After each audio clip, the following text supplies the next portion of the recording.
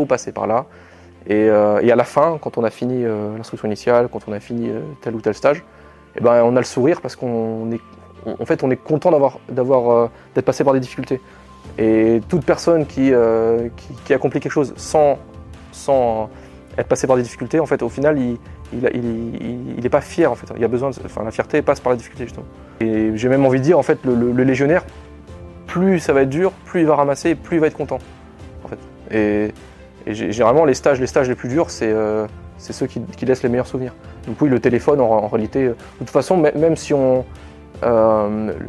bon stage, normalement, on n'a pas le temps de regarder son téléphone. Donc pas besoin du téléphone. Bienvenue dans Défense Zone, le podcast qui traite des questions de défense et de sécurité. Cette émission est disponible sur toutes les plateformes audio, Spotify, Deezer, Apple ou encore Google Podcast, ainsi que sur notre chaîne YouTube. Pensez à vous abonner et à laisser une note de 5 étoiles pour aider à la faire connaître.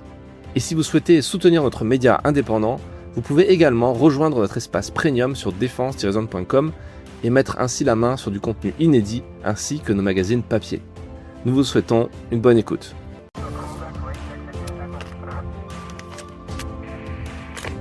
Donc, bonjour Alban. Bonjour. Bienvenue dans le podcast. Pour commencer, est-ce que tu peux te présenter ? Oui, donc je suis le sergent Alban. Je sers au 2e régiment étranger de parachutistes à Calvi. J'ai 28 ans. Je suis actuellement en formation au 4e régiment étranger de Castelnaudary où je finalise ma formation de chef de groupe infanterie pour être à l'issue donc réaffecté au 2e rep comme chef de groupe. Ça fait combien d'années que tu es entré à la Légion ? Précisément 4 ans et 10 mois. D'accord.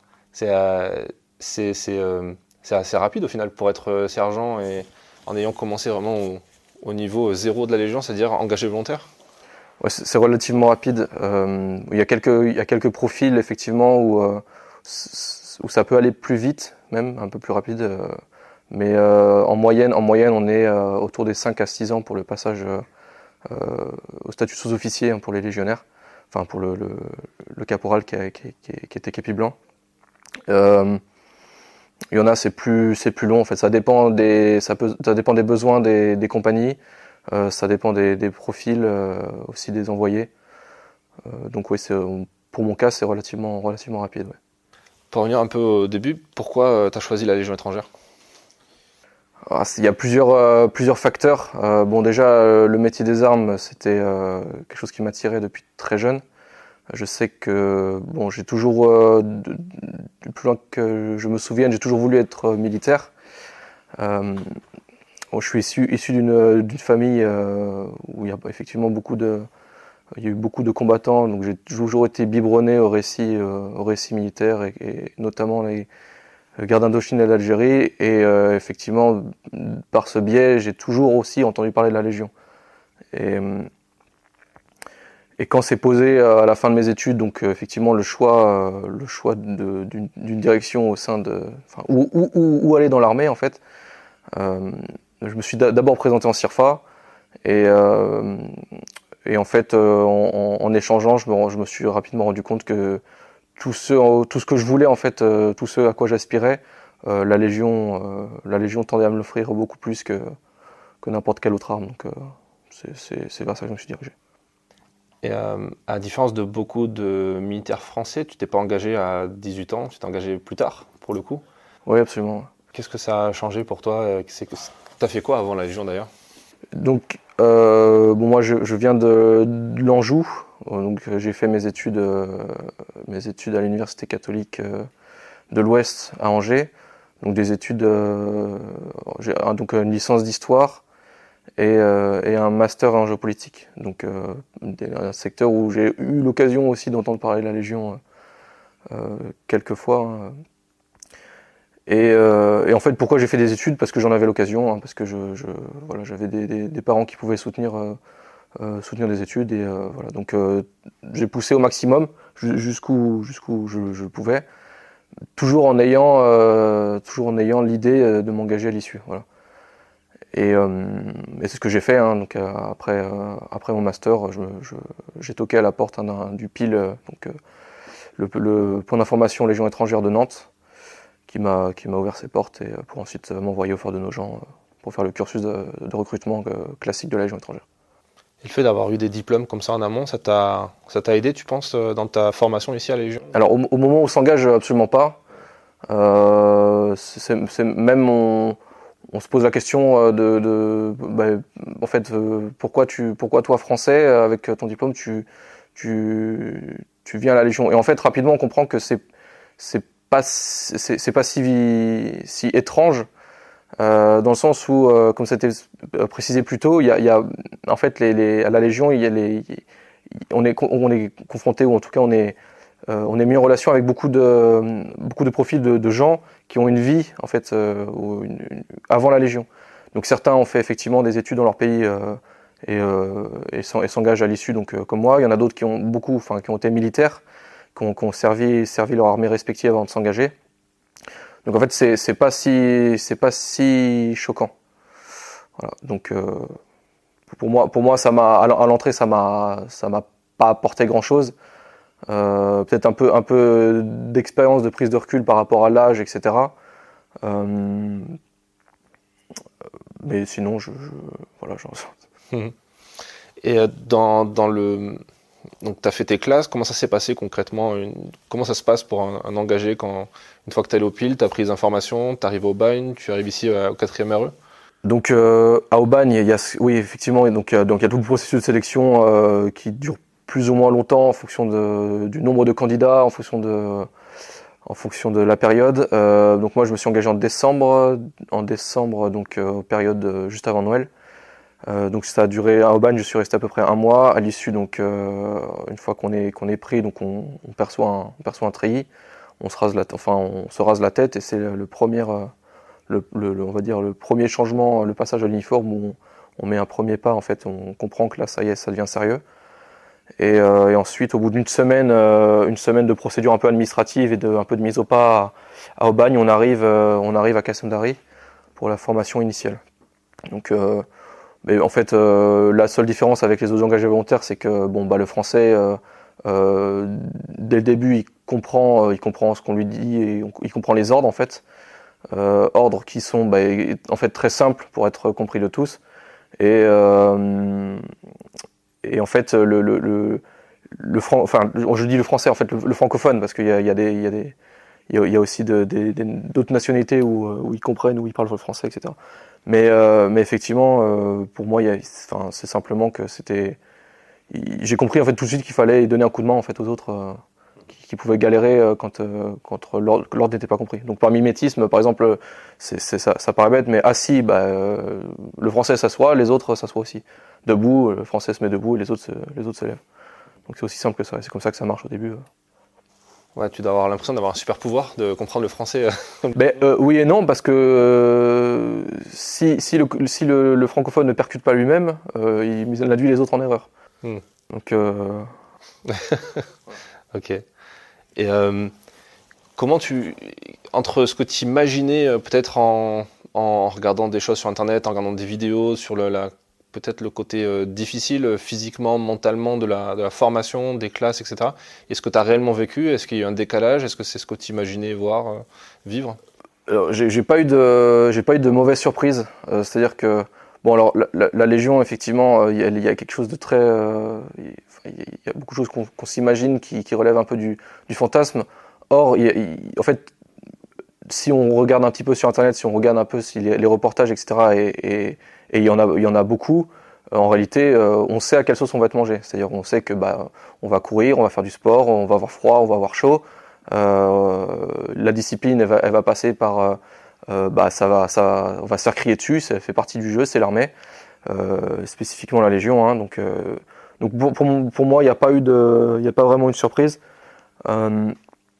La difficulté, ça va être notamment moi le fait que j'ai fait la formation initiale en hiver. Forcément, le climat était un peu défavorable, mais voilà. Encore une fois, si je voulais pas avoir froid, il fallait pas que je m'engage en décembre. Et donc non, sans grande surprise. Et c'est ça souvent certains candidats, certains profils de personnes qui candidatent à la Légion étrangère, la déception elle passe aussi justement par une méconnaissance en amont de ce que peut être la vie militaire et une non-préparation mentale en amont. Mais après, en fait, c'est ça le paradoxe, il y a des choses qui sont très difficiles, donc effectivement qui vont être liées à la vie militaire de manière générale, donc la rusticité, les éléments, le dépassement de soi, on va dire le dépassement physique. En fait, il y a rien d'insurmontable. C'est-à-dire que vu qu'on travaille toujours en groupe, le dernier va courir plus vite et le premier va ralentir un peu pour ne faire qu'un en fait. Donc il n'y a jamais rien d'insurmontable. Il n'y a aucun moment dans cette formation où tu t'es dit je vais abandonner, c'est trop dur? Non, jamais. Et puis si par malheur ça pouvait arriver à quelqu'un, les autres seraient toujours là pour lui donner un petit coup de pouce ou pour lui remonter le moral. Et que ce soit les camarades, les personnes avec qui fait l'instruction ou l'encadrement qui est absolument pas là pour enfoncer les personnes parce que le doute fait partie de l'instruction initiale, c'est normal. On pousse les candidats justement dans leur retranchement dans certains cas, et notamment les phases de synthèse. Et le doute, c'est quelque chose de très humain. Mais bon, moi personnellement, j'ai jamais douté. Voilà. Et tu as pu partir du coup en mission depuis le début? Tu as pu être projeté en opération extérieure? Alors oui, absolument. Donc avec le deuxième REP, donc moi j'ai été donc en MCD, donc en Guyane, et je suis parti il y a 2 ans en mission au Tchad. Et donc la Guyane, le Tchad, c'est des territoires qui ne sont pas connus pour leur destination touristique en termes de gestion des éléments. Qu'est-ce qui t'a servi dans la formation qui t'a permis de bien faire ta mission sur ces terrains-là? Bon, déjà, on parlait des cadres d'ordre précédemment. De toute façon, il y a des choses qui, peu importe le théâtre, peu importe, je pense, puis c'est des choses qui vont parler à des générations précédentes et aux prochaines générations. Les cadres d'ordre ne changent jamais. Donc en fait, peu importe où vous soyez, les bases restent. Donc voilà. Après, en fait, le légionnaire de base, qu'est-ce qu'il apprend? Il va apprendre des fondamentaux et notamment lors des déplacements, il va apprendre à garder les liaisons, etc. C'est que des choses qui sont utiles, notamment en Guyane. Si vous n'assurez pas les liaisons avec le personnel devant ou derrière, vous perdez. Et vous perdez les mecs qui sont derrière vous. Et là, ça devient très très problématique. Donc en fait, il faut tout simplement appliquer en permanence en fait, ce qu'on apprend dès le début en tant que légionnaire et ça se passe très bien. Du coup, tu as commencé ta carrière comme képi blanc, engagé volontaire, et maintenant tu es devenu sergent, tu as fini premier de ta promotion, major de promotion. Qu'est-ce que tu as appris sur ce métier, sur toi aussi, via ces stages?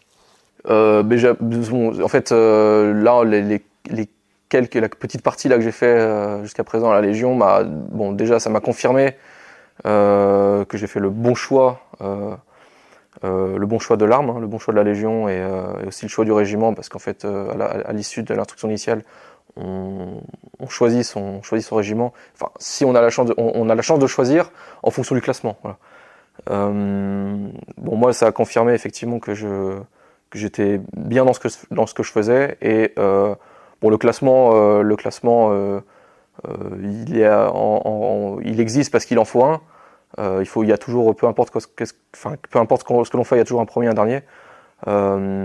Après, moi ce que j'observe, c'est que j'aime toujours ce que je fais et je pense que c'est pas prêt de changer. Et le fait de commander, c'est quelque chose que tu aurais eu que tu redoutais peut-être sans connaître cet univers, ou c'est quelque chose qui est devenu assez naturel pour toi? Je pense que ça peut être quelque chose de naturel pour certains. Il y en a, on a tendance à dire certains ils sont faits pour commander, ils sont faits pour ça. Il existe des leaders naturels. Ça j'en suis convaincu. Moi, le commandement, je l'ai découvert en fait pas dans le cadre du stage sous-officier, mais dans le cadre du stage pour être caporal, pour être chef d'équipe.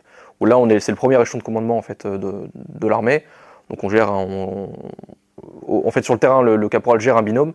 Donc il a deux légionnaires sous ses ordres. Et au quartier, quand le caporal de jour peut être amené, quand il n'y a pas de cadre à la section, à gérer une section complète. Donc à en prendre la responsabilité. Moi c'est à ce moment-là que j'ai vraiment découvert ce que ça pouvait représenter. Et je pense que ça s'est très bien passé jusque-là et que ça continuera bien à se passer. Mais c'est assez galvanisant. Il y a une grosse pression parce que en fait on parlait d'exemplarité. En fait c'est très important et en fait on le comprend. En fait le légionnaire en fait il est constamment dans l'observation. Et en fait le stage c'est qu'une étape. À la fin du stage on pense qu'on peut souffler et qu'on dit ça y est j'ai un galon. En fait en réalité pas du tout. C'est le début en fait des hostilités si je puis dire. Et en fait c'est une fois qu'on est reprojeté dans le régiment, qu'on est reventilé, où là en fait on est vraiment mis à l'épreuve. Et quand on a une équipe, un groupe en face de soi et que en fait on a le regard des légionnaires et qu'ils attendent de nous, ils attendent quelque chose. Et c'est maintenant qu'il faut faire. C'est à ce moment-ci précisément qu'il faut faire ses preuves. Et moi je pense que l'exemplarité en fait, s'il fallait la définir tout simplement, c'est le fait de tout ce qu'on demande en fait à ses subordonnés, il faut être en mesure de le faire et presque le faire mieux qu'eux en fait. Et pour montrer qu'en fait tout est possible. Enfin c'est possible déjà, parce qu'on peut pas demander l'impossible à ses personnels. Et en fait toujours montrer de la bonne volonté et montrer qu'on est capable en fait. Et derrière ça va suivre. Et d'être avec des étrangers comme ça toute la journée, comment on le vit concrètement? J'imagine qu'il y a des points positifs, des points peut-être négatifs, ou comment ça se passe au quotidien? Déjà, il y a plusieurs étapes. Effectivement, être avec des étrangers quand on a 2 semaines de service, c'est pas les mêmes étrangers que quand on a 5-6 ans de service. C'est-à-dire qu'au début, la communication elle est parfois impossible. Vous avez des nationalités où ne serait-ce que leur alphabet, c'est entre le cyrillique ou le népalais. Pour eux c'est extrêmement difficile d'apprendre une langue telle que le français.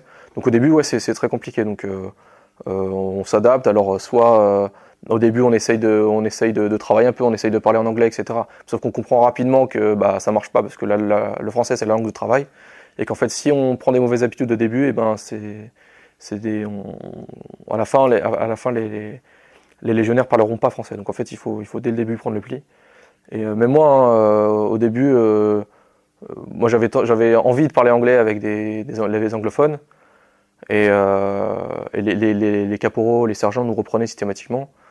Et à la fin, on parlait que français. Donc je les bassinais un peu parce que je me forçais moi du coup à parler français au risque de ne pas forcément être compris, mais ça doit passer par là. Voilà. Et du coup, après 5 ans, ces mêmes étrangers avec qui j'ai fait mon instruction initiale, il y en a beaucoup avec qui j'étais notamment ventilé au REP, qui parlent pour ainsi dire couramment français avec un bel accent étranger. Il y en a qui roulent les R, il y en a qui mais qui sont avec un anglais presque parfait. Et pour l'anecdote, j'ai un camarade macédonien qui lui parle maintenant français avec un accent du Sud. Voilà. Parce qu'il s'est mis en couple avec une Française du Sud-Ouest. Donc voilà. Donc tout dépend en fait. Voilà, la langue, la barrière de la langue peut être un frein au début, mais en fait ça s'estompe avec le temps avec de la bonne volonté et du travail. Voilà. Ouais, les mystères de la Légion où tu croises des Brésiliens dire curva. Ouais, c'est assez étonnant. Ou alors des personnels de 10 nationalités différentes festoyer sur des musiques de toutes les nationalités. En fait, voilà. Donc c'est vrai que c'est assez intéressant. Ouais, j'ai souvenir pour avoir photographié une partie de tes classes de ce moment où vous êtes tous autour du feu avec le chef section pour chanter des chants dans votre langue. Ouais. C'est assez marrant. Ouais. Mais alors je sais pas si ça se fait toujours, mais c'est vrai que c'est une tradition pendant l'instruction initiale dans les fermes. Généralement on fait un rond autour du feu et on demande donc on met les légionnaires par nationalité, on leur demande de faire de chanter une chanson qui leur rappelle leur pays. Bon après, moi j'étais le seul français à mon instruction, donc j'ai chanté Santiano de Hugo Frey, donc avec de ce que je me souvenais des paroles. Mais effectivement, c'était sympa d'entendre les chants des autres nationalités. Bon, bah c'est des moments en fait qui sont en fait moi que je venais chercher en fait. C'est quelque chose que qui me ouais effectivement qui m'a beaucoup plu dès le début. Hein. Justement ce mélange qui fonctionne, enfin une espèce d'émulsion qui au final qui prend et qui fait que bah on passe une bonne soirée. Est-ce que ça t'a fait changer de regard sur l'armée, les armées, on va dire, le fait d'avoir cette expérience dans la Légion étrangère de plusieurs années? Mais je pense que le regard il évolue en permanence.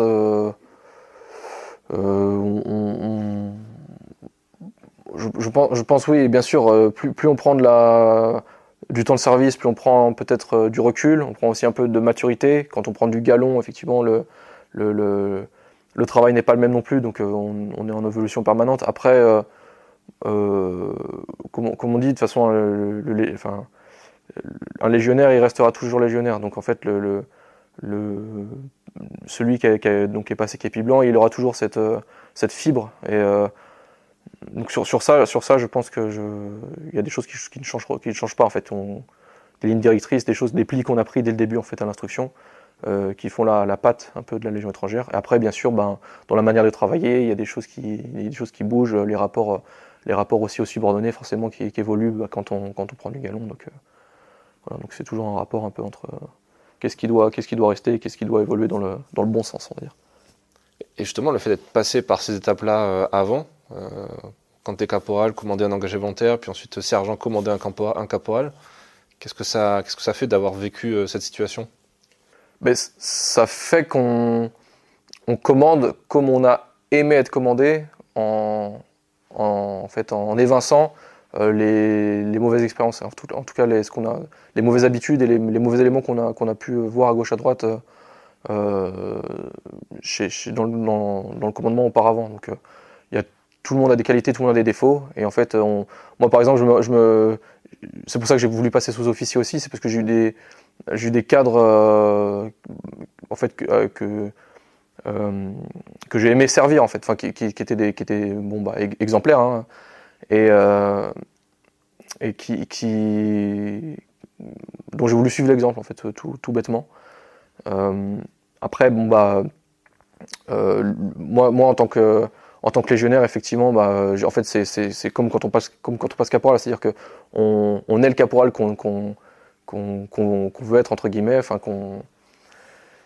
comment l'exprimer. En fait, c'est voilà, pas refaire ce qu'on n'a pas aimé qu'on nous fasse, quoi, tout simplement. Et puis ça se passe très bien. Enfin voilà, de manière générale.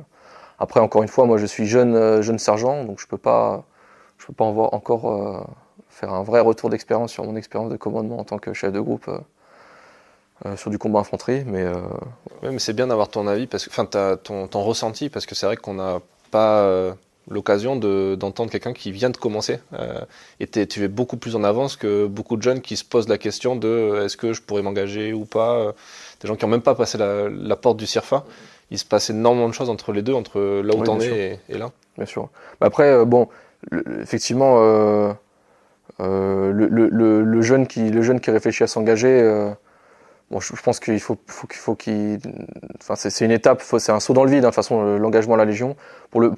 Effectivement pour le français, il y en a beaucoup qui ne comprennent pas forcément ce choix, parce que ça va passer nécessairement par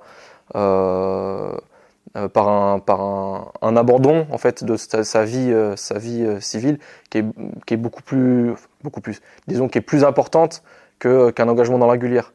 Ça, il faut en avoir conscience, et si on n'est pas prêt à ça, forcément le choc à l'ouverture il va être beaucoup plus important, et il va y avoir ça peut être de la déception et peut-être une envie de retourner à la vie civile qui sera beaucoup plus rapide que si on y avait été préparé. Mais le jeune qui veut s'engager, il faut qu'il fonce sans se poser de questions. Une fois qu'on est prêt et qu'on est prêt physiquement, parce que bien sûr un engagement ça se prépare aussi, hein, il faut se faire bataille un petit peu, s'affûter un peu pour pas être trop surpris au moment où on va commencer à faire des tests physiques, parce que forcément s'engager à la Légion, ça implique de passer par des tests psychotechniques, il y a des entretiens, mais il y a aussi une grosse partie physique, et il faut montrer qu'on en veut, et ça va passer par une préparation physique. Mais une fois qu'on est prêt, une fois qu'on se sent prêt, il faut y aller, quoi. Et quand tu es dans une section et que tu es au contact de jeunes qui vont parfois abandonner, qui vont lâcher l'affaire, est-ce que ça t'impacte? Est-ce que tu fais exprès de ne pas trop être atteint par ça? Non, évidemment. En fait, généralement, on va voir celui qui a déjà pris sa décision.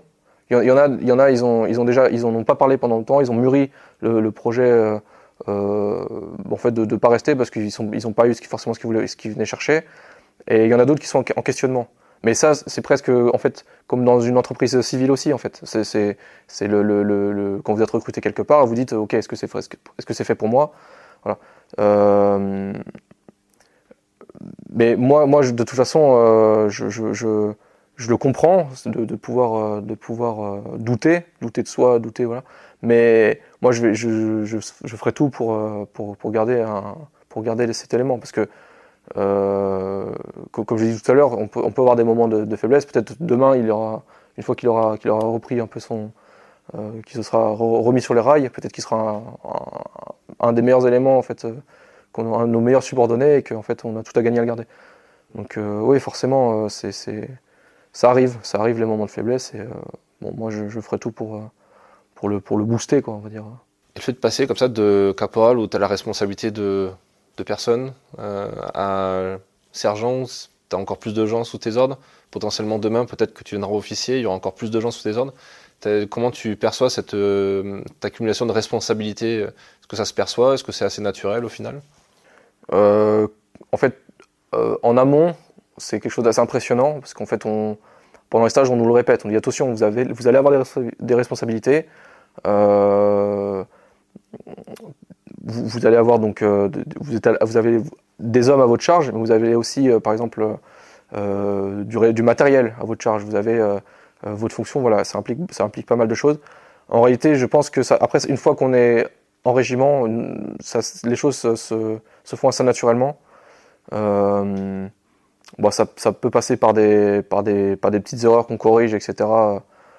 Mais je pense que les responsabilités, en fait, on n'est jamais lâché comme ça dans la nature. Enfin, de toute façon, le but d'une formation, c'est de nous donner les armes. Et puis de toute façon, une fois qu'après qu'on arrive en régiment, les autres personnels qui ont la même fonction que nous sont là pour nous aiguiller, et sont passés par là où on est passé aussi. Donc pour moi, il y a jamais de trop grande mise en difficulté, ou en tout cas, si on est en difficulté, on sera toujours aiguillé et aidé par les camarades du même rang, en tout cas. Donc, quand tu regardes un peu l'actualité internationale, quand tu vois un peu, quand on parle peut-être avec tes camarades de ce qui se passe dans le monde, qu'est-ce que tu penses de tout ça? Est-ce que tu as des appréhensions? Tu as un peu peur d'être projeté, ou alors pas du tout, c'est quelque chose que tu vas rechercher, ou... Disons que moi je me suis engagé à une période, en fait, il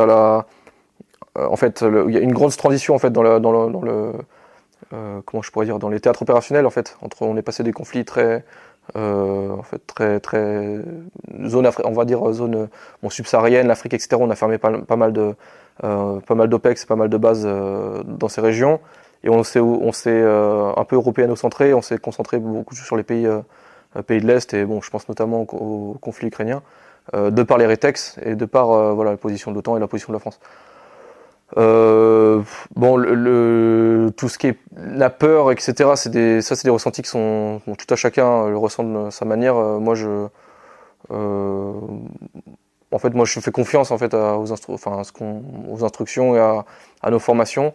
C'est ce qu'on disait tout à l'heure. Forcément, l'entraînement s'adapte au retour d'expérience des différents théâtres d'opération.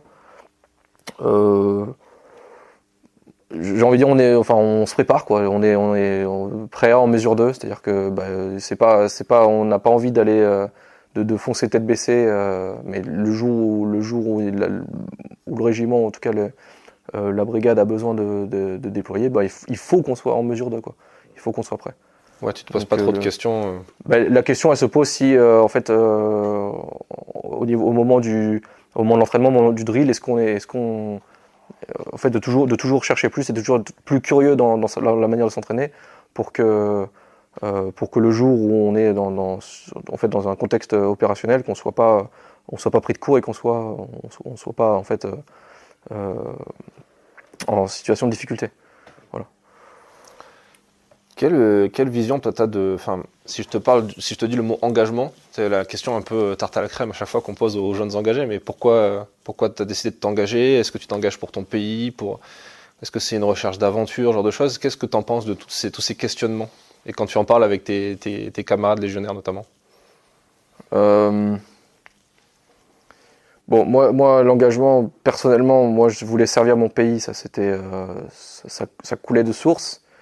Après, aujourd'hui, il y a l'engagement, donc il y a la vision que le civil a avant de s'engager, c'est-à-dire que une vision qui est très fantasmée, qui est le regard de l'extérieur, et puis il y a le regard de l'intérieur. Moi, maintenant, l'engagement, c'est plus pour moi de la fidélité, c'est-à-dire moi, la Légion, elle m'a beaucoup donné.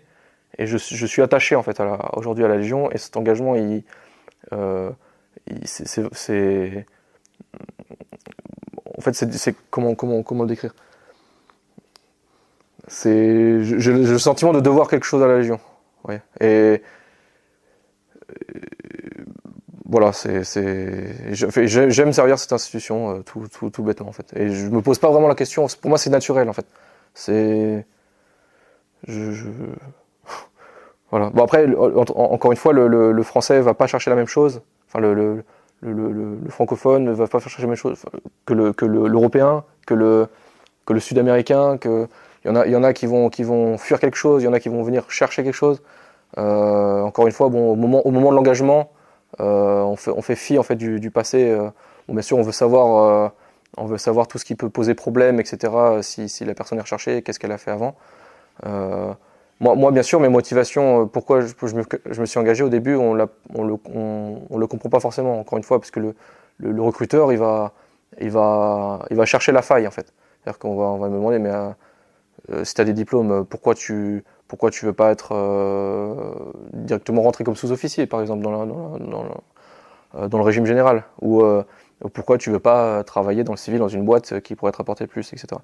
Et moi, c'est parce que ça me tenait à cœur, en fait. C'était viscéral, en fait. Voilà. Je voulais servir la France, l'armée. Et maintenant, juste dans la Légion, cet engagement, je le ressens, et cet amour, je le ressens vraiment pour la Légion, quoi. Voilà. Et en tant que jeune de 28 ans, c'est quoi ton regard sur les autres jeunes hommes de ton âge qui sont pas forcément dans l'armée, mais qui...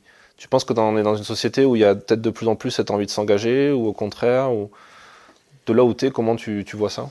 Je pense que il y a toujours une grande curiosité. Je pense qu'il y aura toujours une part des Français qui sera toujours attirée par l'armée, et qui sera, il y aura toujours une part de la jeunesse qui sera à même de fournir des jeunes motivés et avec plein d'ambition et on va dire le physique pour. Après, je pense qu'on est dans une société très individualiste. Bon, après ça tient, c'est que mon regard, mais oui, effectivement, le poids des réseaux sociaux, le poids de l'individu est beaucoup plus grand, ce qui fait qu'au moment où en fait on récupère des jeunes engagés, il faut prendre en compte en fait cet aspect. Et du coup, il y a certains aspects pour inculquer la discipline, on peut pas se le permettre en fait avec une certaine génération qui va être en fait entre guillemets la claque va être beaucoup plus grande en fait. Et c'est paradoxal parce que certains de la Légion viennent justement chercher la rigueur, une dureté en fait qu'on trouve plus du tout dans la vie civile et qu'on retrouve en fait même pas forcément dans l'armée de manière générale, et viennent à la Légion pour ça. Et beaucoup de Français viennent chercher ça, et ils sont mis en fait à côté de personnes qui veulent éviter en fait